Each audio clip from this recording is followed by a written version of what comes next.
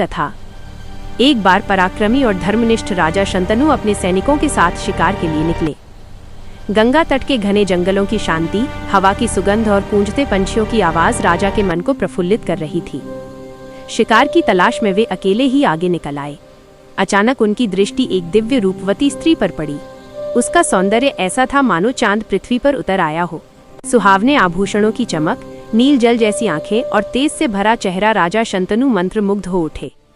वे धीरे से उसके समीप गए और मधुर स्वर में बोले, हे सुंदरी, क्या तुम देवी हो, अप्सरा हो, गंधर्वी हो या कोई मनुष्य? तुम्हें देखकर मेरा हृदय मोहित हो उठा है। मेरी पत्नी बनने का प्रस्ताव स्वीकार करो। राजा शंतनु नहीं जानते थे कि वह स्त्री कोई साधारण नारी नहीं बल्कि स्वयं देवी गंगा थी। परंतु देवी गंगा सब जानती थीं कि यह वही राजा महाभिष हैं जो अपने पूर्व जन्म के कारण इस जन्म में शंतनु बने हैं। पूर्व जन्म की स्मृतियां जाग उठीं। वह मुस्कुराई और बोली, हे राजन, मैं आपका प्रस्ताव स्वीकार कर सकती हूँ, परंतु पहले आपको मेरे द्वारा रखी शर्तें माननी होंगी।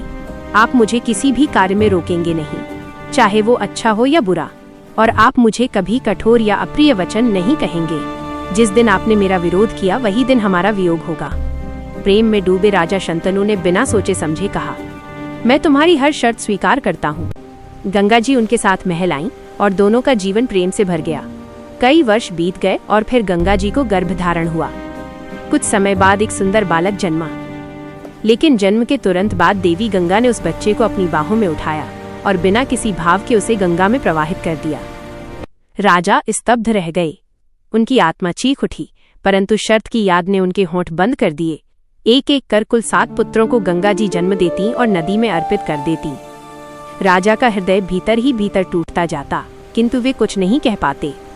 जब 8वां पुत्र उत्पन्न हुआ और गंगा जी उसे भी नदी की ओर ले जाने लगी, तो इस बार राजा का धैर्य जवाब दे गया। वे रो पड़े, गंगा जी के चरणों में गिर गए और बोले, देवी, इस बालक को मत जल में समर्पित करो। यह मेरा पुत्र है, इसे जीवन दान दे दो। यह सुनते ही देवी गंगा के चेहरे पर कोमल मुस्कान आ गई। वह बोली, राजन, आपने अपनी प्रतिज्ञा तोड़ी।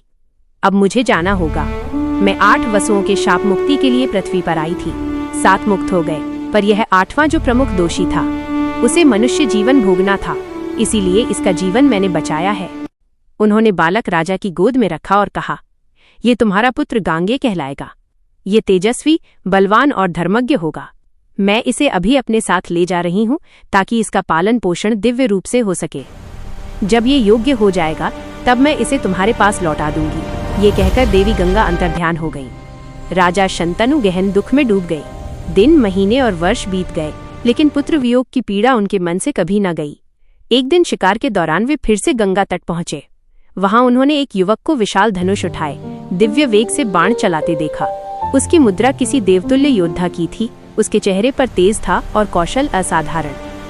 उसी समय नदी के जल से एक दिव्य प्रकाश उठा और देवी गंगा पुनः प्रकट हुई। उन्होंने मुस्कुराकर कहा, राजन, ये वही आपका पुत्र है। अब तक मैंने इसकी रक्षा की। ये अब आपके योग्य हो चुका है। ये वही 8वां वसु है जिसे मनुष्य के रूप में धरती पर रहना था। ये कहकर देवी गंगा फिर से जल में विलीन हो गईं। राजा शंतनु ने उस बालक को हृदय से लगा लिया। यही बालक आगे चलकर देवव्रत कहलाया और अपनी भयंकर प्रतिज्ञा के कारण दुनिया ने उसे नाम दिया भीष्म पितामह, धर्म, बल, त्याग और प्रतिज्ञा के सबसे महान प्रतीक। अगर आपको ये वीडियो पसंद आई हो तो लाइक, सब्सक्राइब और शेयर कीजिए। धन्यवाद।